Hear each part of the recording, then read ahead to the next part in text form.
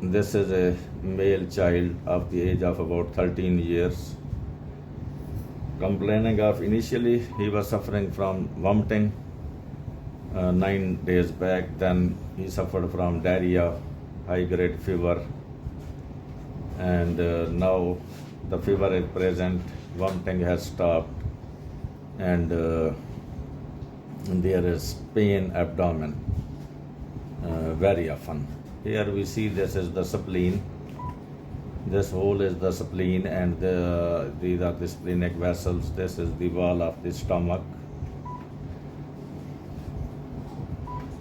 Now we see here, this is the left lobe of liver, this is the pylorus, and here we see this is the pancreas, tail, body and head and uncus, SMA, splenic vein, portal vein, aorta, and IVC.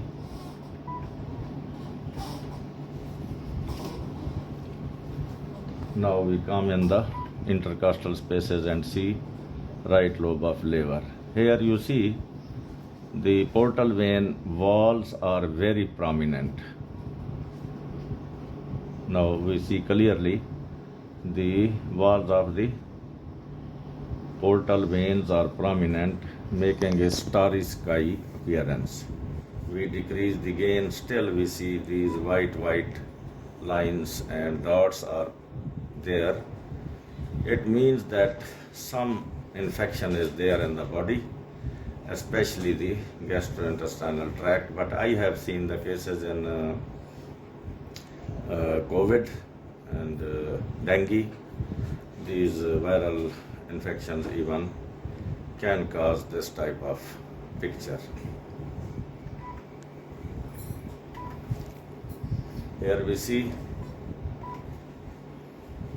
this is the diaphragm white. This is the mirror image artifact of liver on the lungs, no pleural effusion.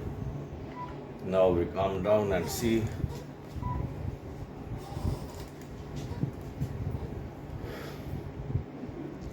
here we see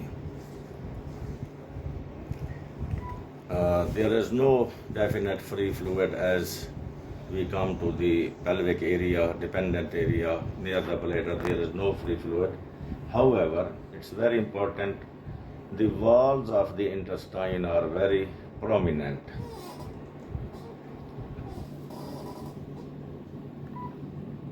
These prominent walls are suggestive of some fluid in the peritoneal cavity here, which is thick and present in between the gut loops. The prominence of the walls of intestine, as you see here, are suggestive of minimal streaky fluid in the peritoneal cavity in between gut loops. So this is another finding. Still another, we make a general survey of the abdominal cavity, and as we see here, there is no significant gut wall thickening in small or large intestine. Now, we see in the right iliac fossa, you see here, this whole bright thing is the inflamed omentum. This blood vessel is present. We put color, there is vascularity.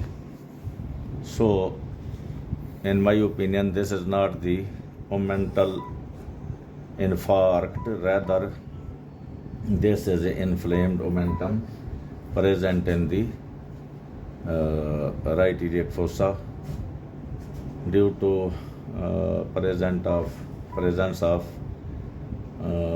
lymphatics in terminal ileum.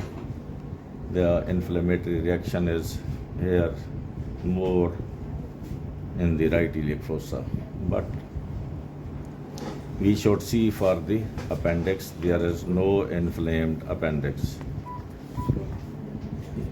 Now we concentrate on the lymph nodes. This is an enlarged lymph node.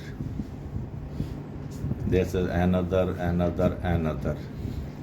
So with this inflamed omentum, the associated lymph nodes are also enlarged. Now we come upward in the right paracecal area. Here there is also inflamed omentum. This white is the inflamed omentum going upward. Also,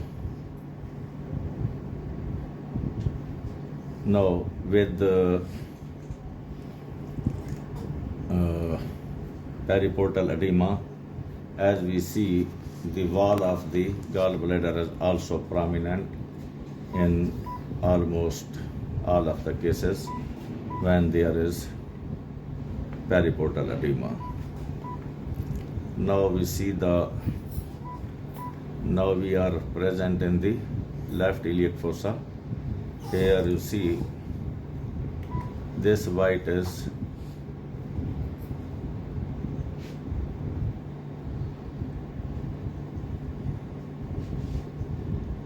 mesentery. The mesentery is also, this white is somewhat swollen.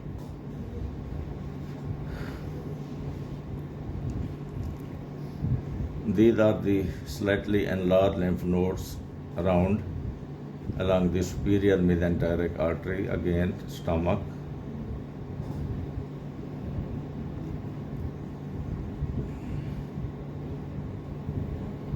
Mesentery, swollen. This white is the mesentery. So there is mild periportal edema along with prominence of gallbladder wall and prominent gut loops, most likely due to fluid present in between the gut loops, inflamed swollen mesentery, inflamed omentum in right iliac fossa, inflamed omentum along the ascending colon, and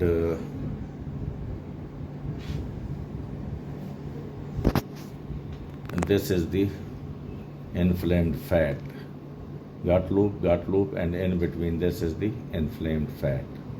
So there is generalized inflammation in the peritoneal cavity, and as there is previous few days back in the start, he was having diarrhea, and he has also taken